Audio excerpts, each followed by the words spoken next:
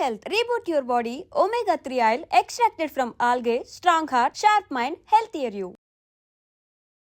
Doctor గారు, ఈ ముక్కులో దుర్మాంసం పెరగడం అనే వీడియో మీది చాలా వైరల్ అయిపోయింది. అంటే ఏంటంటే మీరు అక్కడ ట్రీట్మెంట్ చేస్తూ చూపించారనమాట. సో అసలు అక్కడ ప్రాబ్లం అనేది ఎందుకు వస్తుంది, ప్రాబ్లం ఉందని మనకు ఎలా తెలుస్తుంది, ఎందుకు ఆయుర్వేద వైద్యంలోనే దీనికి ట్రీట్మెంట్ ఉంది? ఈ ముక్కు సమస్య చాలా మందిలో బాధపడుతుండే వాళ్ళు మనకు ఒక భారతదేశంలో తీసుకున్నట్లయితే 15-20% ఉన్నారు. అంటే ముక్కు దిబ్బడ, ముక్కు కావడం, ముక్కులో ఏదో పేరుకున్నట్టు ఉండడం, తుమ్ములు రావడం, దానివల్ల తలనొప్పి రావడం, ఎప్పుడు బ్రీతింగ్ తీసుకోవడానికి చాలా ఇబ్బంది అవ్వడం, దానివల్ల చెస్ట్లో పెయిన్ రావడం, ఈ తల భాగంలో కానీ ముఖం భాగంలో కానీ ఈ ప్రాంతాలంతా నల్లబడిపోయి ఉండడం, ఫ్యాన్ గాలిలో పిగ్మెంటేషన్ రావడమా? అంటే పిగ్మెంటేషన్ వేరండి. ఈ సైనసైటిస్ అంటారు దీన్ని. ఈ సైనసైట్ ప్రాబ్లం వల్ల ఈ సైనస్లు అనేవి మనకు ఒక మెయిన్గా ఇటువైపు ఒక ఫ్రంట్లో ఒక 4 బ్యాగ్స్ లాంటివి ఉంటాయి, అలాగే సైడ్స్లో 2 ఉంటాయి. దీన్ని ఫ్రాంటల్ సైనస్ అని, మెథ్మాయిడ్ సైనస్ అని, మ్యాక్సిలరీ సైనస్ అని, ఇలా ఒక 4 రకాల సైనస్లు ఉంటాయి. అంటే మనకు కఫం లాంటిది వచ్చి పేరుకునేది. జనరల్గా మనకు జలుబు చేస్తే కఫం వస్తుంది కదా, ఆ శ్లేష్మ పదార్థం వచ్చి పేరుకోవడానికి ఒక బ్యాగ్స్ లాంటివి మనకు ఈ మొత్తం ముఖం భాగంలో ఎక్కువగా కంటి చుట్టూ ఇవన్నీ ఉంటాయి. వాటిల్లో లోపల ఇన్ఫెక్షన్ ఏర్పడి లేదంటే అక్కడ మాంసం లాంటిది పెరిగి, అంటే దాన్నే దుర్మాంసం అంటారు, అది పెరగడం, అది లోపల పేరుకోవడంతో వాళ్లకు బ్రీతింగ్ సరిగా లేక, ఆక్సిజన్ సరిపోక, ఇక్కడ ఈ భాగాలకు రక్త సరఫరా సక్రమంగా జరగక ఇక్కడ నల్లబడిపోయి కూడా ఉంటాయి. ఇంకా ఏంటంటే వీళ్ళకి తలనొప్పి, కంటి చుట్టూ దురదలు రావడం, ముఖంలోనూ దురద రావడం, ముక్కు కారుతూ ఉండడం, ముక్కు ఇబ్బంది, అసలు చల్ల గాలికి, ఫ్యాన్ గాలికి, చల్లటి పదార్థాలు, స్వీట్స్ ఏదైనా తీసుకున్నా, ఇలాంటివి ఏవైనా ఏసీలో ఉన్నా వాళ్ళకు ఎప్పుడు ముక్కు ఇబ్బంది, ఎప్పుడు జలుబు చేసినట్టు ఉండడం, బ్రీతింగ్ సరిగా తీసుకోలేకపోవడం, ఈ సమస్య ఉంటుంది. దీన్ని జనరల్గా ఆయుర్వేదంలో దుష్ట ప్రతిశాయము అంటారు. మనకు మోడర్న్ దీనిలోకి తీసుకొచ్చేసరికి సైనసైటిస్ అని, అలర్జిక్ రైటిస్ అని, బ్రాంకైటిస్ అని, ఇలా డిఫరెంట్గా నేమ్స్ ఉన్నాయండి. కానీ ఇక్కడ శ్వాస వ్యవస్థ ఇబ్బంది పడ్డం ప్రధానంగా గుర్తుంచుకోవాల్సింది. ఎవరికైనా శ్వాస వ్యవస్థ సరిగా లేకపోతే వాళ్ళ జీవనమే చాలా కష్టం.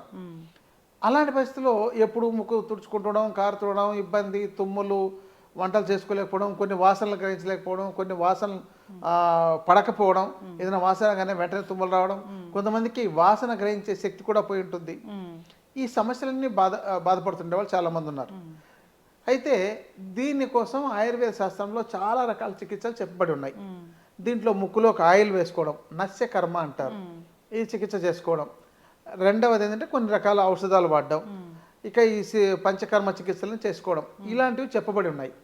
అయితే వీటన్నీ చేసినా కూడా కొంతమందికి తగ్గడం లేదు. రెండవది ఏంటంటే ఇక్కడ ఈ సెప్టమ్ అనేది ఉంటుంది, ఈ ముక్కులో ఈ 2 క్యావిటీలకు మధ్యలో సెప్టమ్, ఇది బెండ్ అయిపోయి ఉంటుంది, అది చాలా మందికి వంకరగా ఉంటుంది. అందుకని మీకు బోన్ వంకర అయింది కాబట్టి మీకు సర్జరీ చేయాలని చెప్తుంటారు. ఆధునికంగా వాళ్ళకి వెళ్ళి ఈ పిఎన్ఎస్ అంటే పిఎన్ఎస్ని సిటీ కానీ ఎంఆర్ఐ కానీ చేసినట్లయితే చెప్తుంటారు. అయితే అది కొంతమందికే ఉంటుంది, చాలామందికి అది లేకపోయినా కూడా ఈ సమస్య ఉంటుంది. ఇంకొకటి ఏంటంటే ఇది వంగిపోయి ఉండడం వల్ల వీళ్ళకేం పెద్ద సమస్య రాదు, కానీ లోపల ఈ అనవసరమైన మాంసం పేరుకోవడం వల్ల కానీ, ఈ ఫ్లమ్ బయటికి రాలేకపోవడం వల్ల కానీ, ఇలాంటి వాటితో ఈ సమస్య వస్తుంది. అయితే దీన్ని ఆధునిక వైద్యంలో ఈఎన్టీ డాక్టర్స్ సర్జరీ చేసినా కూడా ఒక్కొక్కసారి వాళ్ళకు తగ్గట్లేదనేసి చాలాసార్లు రిపీట్ అయిందని నా దగ్గరకు వచ్చిన వాళ్ళు ఒక్కొక్కళ్ళు 5 సార్లు 6 సార్లు 10 సార్లు చేయించుకున్న వాళ్ళు కూడా సర్జరీ చేయించుకొని తగ్గలేదని వచ్చిన వాళ్ళు ఉన్నారు. దీనిలో ప్రధానంగా ఉండే సమస్య దుర్మాంసం లాంటిది ముక్కు లోపల పెరగడం, ఇది ప్రధానంగా ఉండే సమస్య. దీంతో కూడా మేము ఇంతకాలం కొంతమంది పేషెంట్లు చేసిన తర్వాత దాంతో ఇంకా 2-3 రకాల సమస్యలు కూడా తయారవుతున్నాయి. ఒకటేంటంటే టెరటోమా అని చెప్పని ఒక గట్టి మాంసం డెవలప్ అవుతుంది, అది ఒక విధానం. ఇంకోటి బోనీ స్పర్ అని, అది స్పాంజ్ లాగా డెవలప్ అయి ఉంటుంది, అదొక సమస్య. ఇలా చాలా రకాలుగా ఉంటున్నాయి. అయితే ఎక్కువ మందికి పాలిప్స్ ఉంటున్నాయి. దీని మీద గత 12-14 ఏళ్ళుగా చికిత్స చేస్తున్నాము, చాలా బాగా సక్సెస్ అవుతుంది, ఎవరికి ఈ ప్రాబ్లం రిపీట్ కావట్లేదు. కానీ ఈ మధ్య లాస్ట్ ఇయర్ ఒక ఎపిసోడ్ బాగా పాపులర్ అయినప్పుడు ఎక్కువ మంది వస్తే చేసిన వాళ్ళలో ఒక 5% మందికి కొన్ని ఇబ్బందులు వచ్చాయి. ఎందుకంటే సర్జరీ అయి ఉండడం, లేకపోతే వాళ్ళ యొక్క జీవన విధానం వేరుగా ఉండడం, వాళ్ళ పరిస్థితులు ఉండడం, పోస్ట్ సర్జరీ తర్వాత జాగ్రత్తలు సరిగ్గా అది తీసుకోకపోవడం, కొన్ని జాగ్రత్తలు వాళ్ళు కొన్ని మిస్టేక్స్ చేయడం, వాళ్ళు చెప్పకపోవడం, మనం ఏమైనా చెప్పిన దాన్ని వాళ్ళు అది ఓవర్గా చేయడం, ఇలాంటి వాటి వల్ల ప్రాబ్లం వచ్చింది. కానీ 95% సక్సెస్ రేట్ ఉంది. ఈ ఈ 5% కూడా ఎందుకు వస్తుందని ఈ మధ్య తర్వాత వచ్చిన పేషెంట్లో చూసినట్లయితే వాళ్ళల్లో ఇప్పుడు అది కూడా రావట్లేదు. అంటే దానికి ఎలాంటి జాగ్రత్తలు తీసుకోవాలి, ఇక మెడిసిన్ ఎట్లా ఇవ్వాలి అనేదాన్ని ప్రత్యేకంగా మార్పు చేశాం. అయితే ఈ సమస్యకు ఎవరు చికిత్స చేయట్లా. చెప్పాలంటే మనకు భారతదేశంలో ఆయుర్వేద వైద్యులు చాలామంది ఉన్నా కూడా నేను చాలా చోట్లకు వర్క్షాప్స్కు, సెమినార్స్కు, వాటికన్నిటికీ వెళ్ళాను. నాకు ఇది ట్రెడిషనల్గా కొంత గురువుల ద్వారా నేర్పారు. ఇది మేము అప్పుడు నేర్పిన తర్వాత ఒకరిద్దరికి పేషెంట్లకు చేస్తే చాలా బాగా సక్సెస్ అయింది. కాబట్టి ఈ చికిత్సను సమ్మర్లో చేయకూడదు. చెప్పాలంటే ప్రధానంగా సమ్మర్లో చేయకుండా ఉంటే వాళ్ళకి ఎవరికి ఏ కాంప్లికేషన్స్ కూడా రావట్లేదు.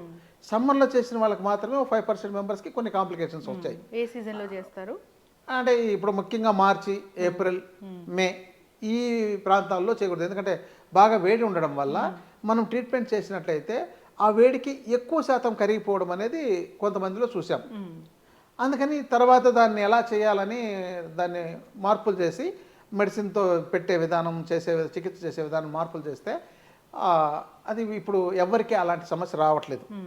సో ఇది చాలా సక్సెస్ఫుల్ ట్రీట్మెంట్ అండి, అద్భుతంగా పనిచేస్తుంది. ఇంకోటి ఏంటంటే ఇదంతా కూడా ఒక అరగంటలో అయిపోతుంది ఒకరు చేయడానికి. తర్వాత వాళ్ళకు ఇంటికి వెళ్ళిపోవచ్చు, వాళ్ళేం అక్కడ మా దగ్గర ఉండాల్సిన పని లేదు. ఇంటికి వెళ్ళిన తర్వాత కొన్ని జాగ్రత్తలు చెప్తాం, అది చేసుకోవాలి. వాళ్ళకు లోపల అవన్నీ ఆ మొత్తం దుర్మాంసం పెరిగిండేదంతా వాటరీగా కరిగిపోయి మొత్తం వచ్చేసి ఆ తర్వాత ఆ గట్టి మాంసం ఊడిపోయి సిద్ధంగా ఉంటుంది. దాన్ని నెక్రోటిక్ మజిల్ అంటారు. నెక్రోసిస్ అవుతుంది అంటే ఆ యొక్క పెరిగిన మాంసానికి బ్లడ్ సప్లై ఆపేస్తుంది అనమాట మనం చేసే చికిత్సలో, మెడిసిన్లో. అది ఆగిపోగానే అది శరీరం నుండి వేరైపోతుంది. ఆ వేరైపోయి అది మొత్తం రూట్స్లో నుంచి మొత్తం ఎంత అనవసరంగా పెరిగిన ఈ పాలిప్స్ ఉన్నాయో అవి మొత్తం మాంసం రూపంలో బయటకు వచ్చేస్తుంది. దీన్ని ఆయుర్వేదంలో క్షారకర్మ అంటారు. ఇది సైంటిఫికల్లీ ప్రూవ్డ్ కూడా. మామూలుగా దీన్ని చాలామంది డాక్టర్లు కూడా చేశారు. కానీ ఇది ప్రూవ్ చేయడానికి చేశారు. కానీ నేను తిరిగిన చోట్ల, నేను మన తెలుగు రాష్ట్రాల్లో ఈ చికిత్స ఎక్కడ డాక్టర్లు కూడా చేయకుండా ఉంటే ఈ సమస్య బాధపడుతుండే వాళ్ళు ఎక్కువ మంది ఉన్నారు. కాబట్టి చేసి చూసాం, చాలా సక్సెస్ఫుల్గా ఉందండి. ఇక తర్వాత వాళ్ళకి ఆ సమస్యలన్నీ తగ్గిపోతున్నాయి. ఆ ముక్కు తిప్పడ, ముక్కు కాడము, మళ్ళీ ఇబ్బంది ఏవైతే ఉన్నాయో ఈ చల్లగాల్లో ఉండలేకపోవడం, ముఖ్యంగా నా దగ్గర అంటే ఇక్కడ చిన్న చిన్న సమస్యల కన్నా బాగా క్రానిక్గా ఉండే వ్యక్తి వస్తే వాళ్ళకు ఈ సమస్య ఎలా ఉంది, వాళ్ళకి ఎంత బాగా తగ్గిపోయింది అనేది బాగా అర్థమవుతుంది.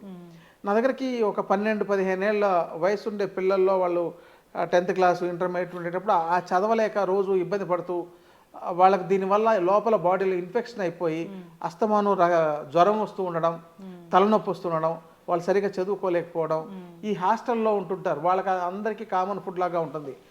అలాంటి వాళ్ళు ఇంకా ఈ సమస్య ఎక్కువగా ఉండడం, ఈ కఫాన్ని పెంచే పదార్థాలు ఏదైనా వాళ్ళు ఐస్ క్రీమ్ తినలేకపోవడం, ఒక చల్ల గాలిలోకి వెళ్ళలేకపోవడం, ఫ్యాన్ వేసుకోలేకపోవడం, ఏసీలోకి వెళ్ళలేకపోవడం, ఈ సమస్యలంతా బాగా ఎదుర్కొంటారు.